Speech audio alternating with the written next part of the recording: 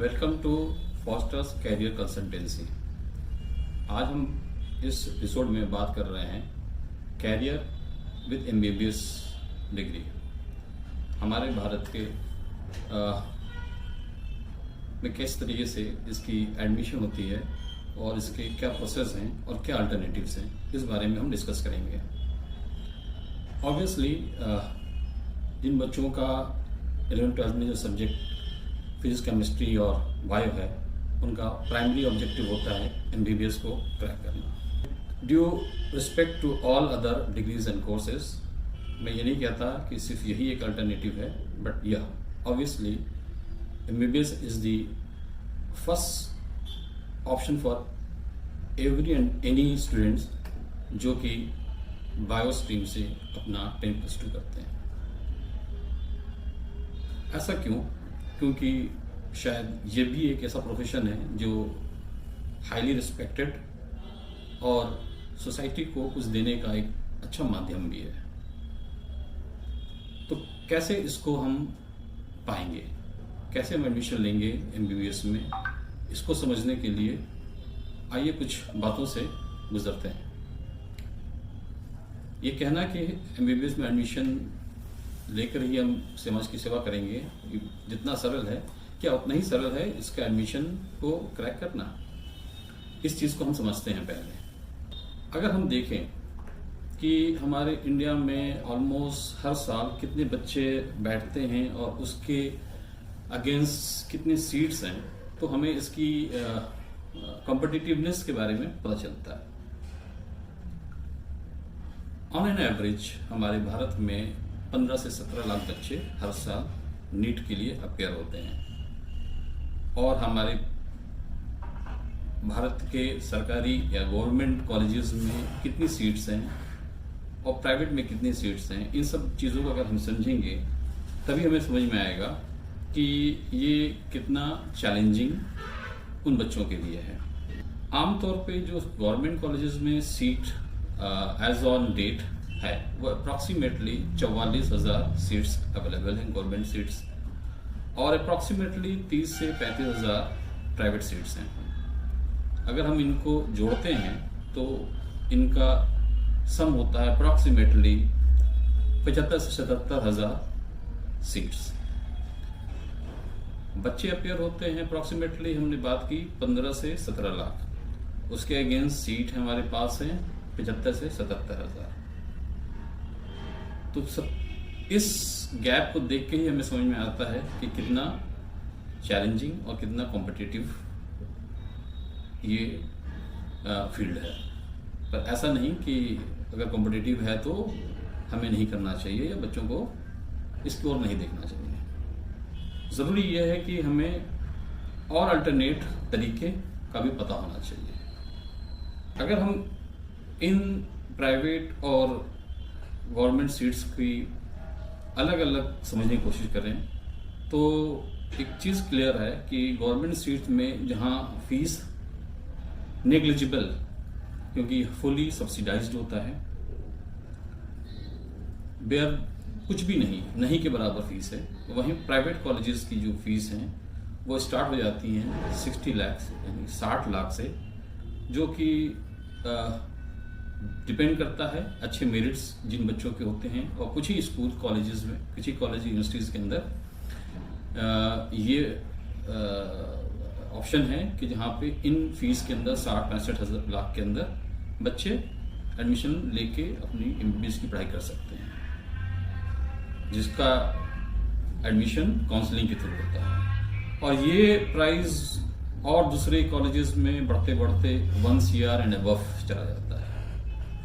तो ये शायद हर फैमिली के लिए और हर पेरेंट के लिए रीजनेबल उतना नहीं समझ में आता है। तो क्या करें? एज आई सेड कि दोनों ही इंस्टीट्यूशन में there is a big gap in the fee structure. तो ऑब्वियसली ज़्यादातर बच्चों का जो और पेरेंट्स का जो प्राइम फोकस होता है to get admission into the government colleges. And obviously सिर्फ प्राइस डिस्पैरिटी नहीं है, क्वालिटी ऑफ एजुकेशन भी अगर हम कंपेयर करते हैं तो गवर्नमेंट कॉलेजेस का जो एजुकेशन सिस्टम है वो एट पार काफ़ी बेहतर है। एक वक्त, काफ़ी लंबे वक्त से इनकी स्टैब्लिशमेंट है, उनकी वहाँ पे प्रैक्टिस ज़्यादा अच्छे होते हैं उनकी, जिसकी वजह से इन कॉलेजेस की एजुकेशन काफ़ी अच्छा माना जाता है। तो क्या इफ़ बच्चे अगर उसको नहीं क्वालिफाई करते हैं, क्या कर सकते हैं उसके लिए? तो इसको समझने के लिए हमें 2-3 चीज़ों का ध्यान देना होगा कि इन एडमिशन्स जो गवर्नमेंट कॉलेजेस में होते हैं उसमें हमें ये चीज़ देखना है कि कट ऑफ मार्क क्या आ रहा है और हमारा कट ऑफ मार्क यानी कि जो बच्चा अपेयर हो रहा है नीट में उसका क्या है। अगर पिछले सालों का और विगत इस साल का भी अगर हम देखें कट ऑफ, तो 600 के आसपास के स्कोर के बच्चों ने गवर्नमेंट कॉलेज में एडमिशन पाने में कामयाबी पाई। तो जो इससे कम स्कोर ले रहे हैं तो उन बच्चों को कुछ स्वॉट एनालिसिस, अपनी स्ट्रेंथ वीकनेस को एनालाइज करना है कि इसको आगे क्या करेक्टिव मेजर्स लेने हैं अगर उनके मार्क्स इस तरीके का नहीं आ रहे हैं। अगर बच्चा फर्स्ट ईयर फ्रेशर है और उसका स्कोर 450 के आसपास आ रहा है तो डेफिनेटली अगर हमारा रिकमेंडेशन या किसी भी प्रोफेशनल जो आपकी कैरियर काउंसलिंग से जुड़े होते हैं या आपके दिग्गज आपके सीनियर्स या पेरेंट्स होंगे, यही मशवरा देंगे और हम भी देते हैं कि अगर बच्चा फ्रेशर है और 450 के आसपास इसका स्कोर आ रहा है, उसे कहीं और दाएं बाएं देखने की जरूरत नहीं है। वो बच्चा साल वक्त जरूर दे, कोचिंग या अपने सेल्फ स्टडीज बेहतर है, कोचिंग्स की सपोर्ट से अगर तैयारी करता है तो बेहतर है, और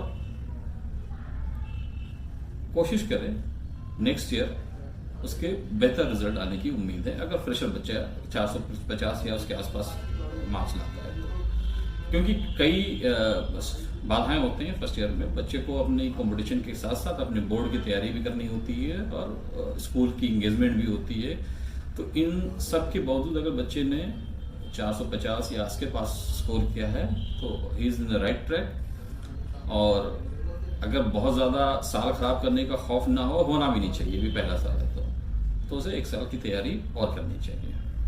उसके विपरीत उन बच्चों के लिए जिनका ये सेकेंड एफर्ट है, अटेम्प्ट है या थर्ड अटेम्प्ट है, किसी किसी का हो सकता है शायद चौथा अटेम्प्ट भी हो, और अगर वो स्कोर 500 प्लस नहीं कर पा रहे हैं तो उनको भी अपनी स्ट्रेंथ की इंट्रोस्पेक्शन करनी पड़ेगी,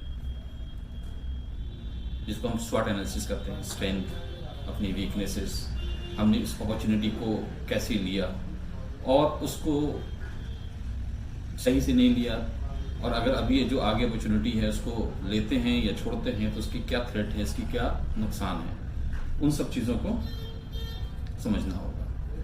अगर बच्चा 500 प्लस ले रहा है और उसको खुद से एक सवाल करना होगा, क्या उसके पिछले 1-2 साल की जो तैयारी थी उसमें उसने अपने 100% दिया या उसने कुछ चीटिंग की।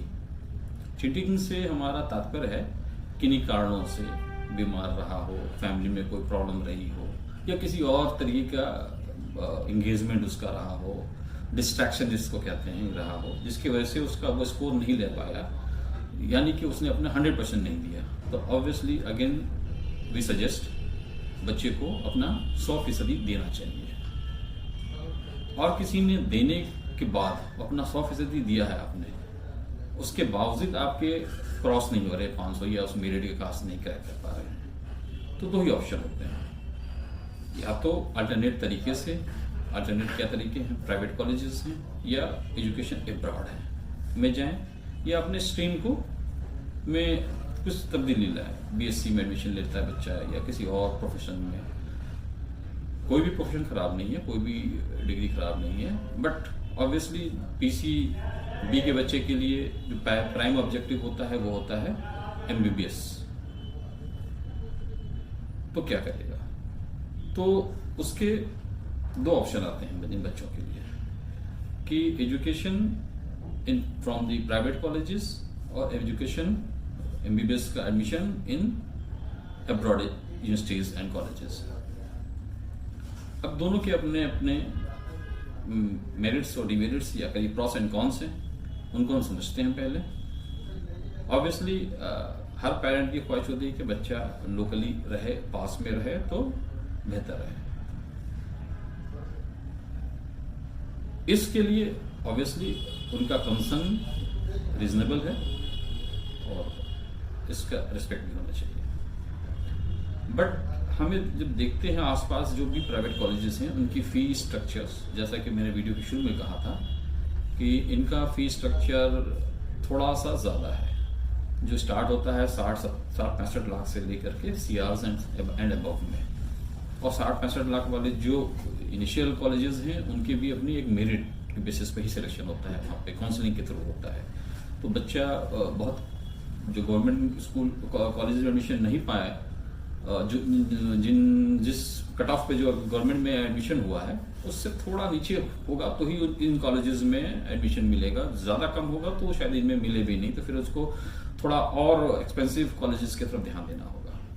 इसके विपरीत अगर हम देखते हैं अब्रॉड एजुकेशन सिस्टम में, अब्रॉड से मुराद है कि जो कॉलेज जो नेबरिंग कंट्रीज हैं, जिसमें नेपाल आता है, बांग्लादेश आता है, चाइना आता है, यूरोप के कुछ कंट्रीज आती हैं, कजाकिस्तान, उज्बेकिस्तान, रशिया आता है, ठीक है, यूक्रेन अभी तक तो था इस लिस्ट में, लेकिन ये इनकी इंटरनल वॉर्स की वजह से अभी हम इसके बारे में चर्चा नहीं करेंगे। और दीगर अभी हम सारे कॉलेजेस की चर्चा अभी आगे हम करेंगे।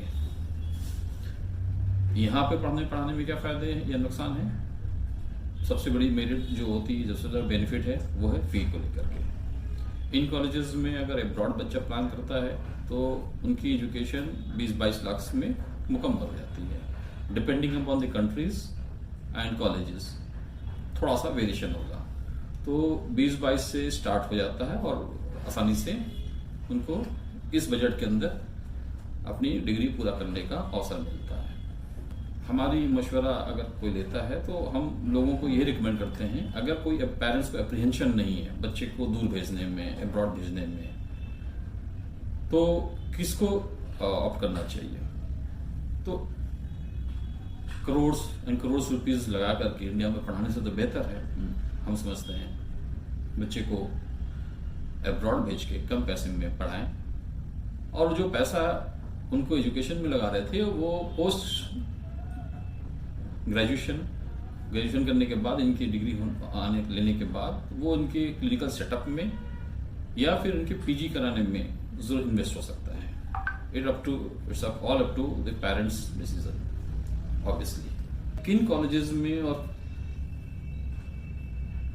किस फीस स्ट्रक्चर में क्या एडमिशन कहाँ पे हो रहा है, ये हम आगे बताएंगे। इससे ज़्यादा ज़रूरी है जो हमें समझना है वो है कि ये सारे कॉलेजेस जिसको भी हम ऑप्ट करते हैं, क्या ये NMC की गाइडलाइन में आती हैं कि नहीं। ये भी आज के डेट में एक इम्पॉर्टेंट एस्पेक्ट है, क्योंकि थोड़ा सा अब्रॉड एडमिशन में चीज़ें चेंज हुई हैं 2021 के बाद। एक तो अच्छी चीज़ ये हुई है कि अब्रॉड एडमिशन में जो बच्चे जा रहे हैं वो क्वालिटी के बच्चे जा रहे हैं, तो ये पेरेंट का ये अगर कोई अप्रीहेंशन है कि हर तरीके के बच्चे वहाँ पहुँच जाते हैं, तो नहीं, क्योंकि अब नई गाइडलाइन के हिसाब से सिर्फ बच्चा वही जा सकता है किसी एडमिशन में एडमिशन लेता है जो कि नीट क्वालिफाइड होगा। नीट के अपने जो मिनिमम मार्क्स होते हैं वो क्वालिफाइड, तो हर बच्चा नहीं जा रहा, एटलीस्ट वो बच्चा जा रहा है जो बेसिक प्रिपरेशन किया हुआ है। उससे फ़ायदा ये है कि अब जो बच्चे वहाँ से एग्ज़ाम कंप्लीट अपने डिग्री कंप्लीट करके आ रहे हैं इंडिया में प्रैक्टिस करने के लिए, तो उनको एग्जिट एग्ज़ाम, जिसको नेक्स्ट एग्ज़ाम करते हैं, नेशनल एग्जिट टेस्ट 1 और 2 देना होता है, और उसके लिए आपका नीट क्वालिफाइड होना ज़रूरी है। तो अब जो है बच्चे जो बाहर जा रहे हैं, जो अब्रॉड क्वालिटी अच्छे हैं, कंपेनियन जो उनकी मिल रही है अच्छे बच्चों की मिल रही है, और जो पहले MCI का जो चीज़ हुआ था, पहले हर वो बच्चा जो 12th करके जा रहा है वो अब्रॉड एडमिशन ले लेता था, फिर उसको MCI का एग्ज़ाम देना होता था। अब MCI का परसेंटेज पासिंग रेशियो बहुत कम होता है, अब पता है बच्चे नहीं क्लियर पाते थे, क्योंकि इसका कारण सिंपल यही था कि हर तरह के बच्चे वहाँ जा रहे थे।